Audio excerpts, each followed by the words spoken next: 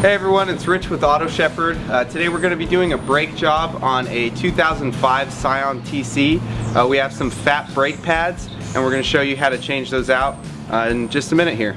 So the first step, we're going to make sure that the car is off and in a safe work area, and then we're going to go ahead and jack up the car. You want to make sure that the jack is always used on the car's designated jack points. You could check your owner's manual if you're unsure.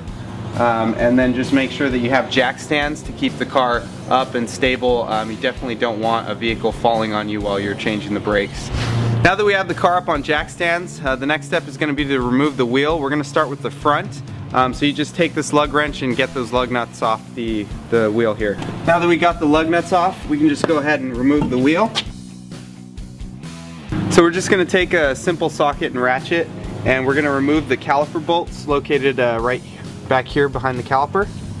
There's usually 2 caliper bolts per caliper. On this particular model, it's down here at the bottom. So we're going to go ahead and take that second one out. It should be identical to the first one. We're going to take this flathead screwdriver and just remove the caliper from the caliper bracket.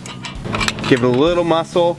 Don't want to obviously force anything too hard. The next step is going to be to go ahead and take the pads off. We're just going to gently use this screwdriver to get underneath and just kind of slide them out. This is the old brake pad here.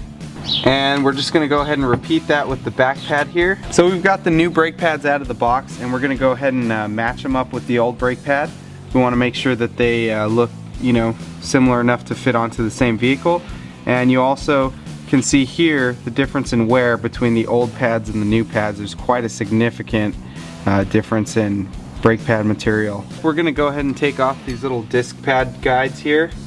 And we're going to clean those with some brake cleaner and just a little metal brush. Repeat that process with this top brake guide here.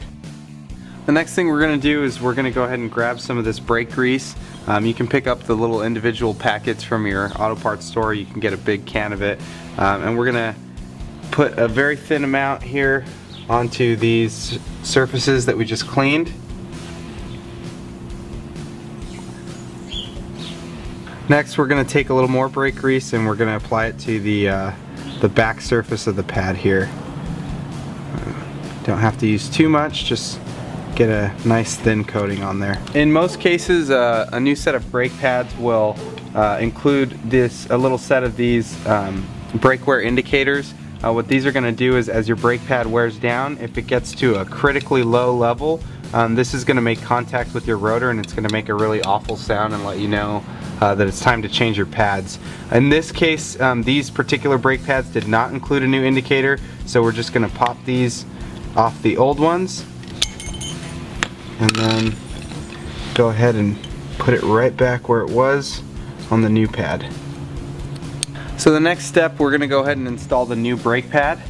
We're just going to slide it right back in where the other brake pad was before.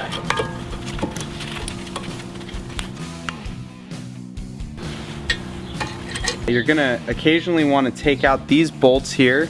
You're going to want to slide them out and you're going to want to clean them up a little bit and grease them and then put them back in.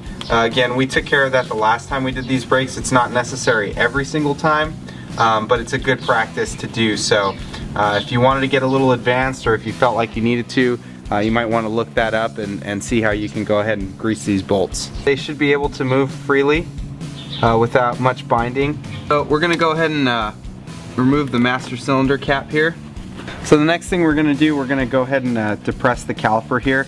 We're going to use the old brake pad to give us a little bit more surface area with the C-clamp. And we're just going to go ahead and maneuver this. And just go ahead and clamp it until it is all the way back inside of the caliper here. Okay, so once the piston is all the way back here, we're going to go ahead and release it. It should hold in that spot, just like so. And now we have enough space to put the caliper back on. Okay, and then the last thing we're going to do at this time is go ahead and put these bolts back in. You're going to want them finger tight first, and then we're going to tighten them up with the wrench. Okay, and you're going to want to make sure that this is real nice and tight in there.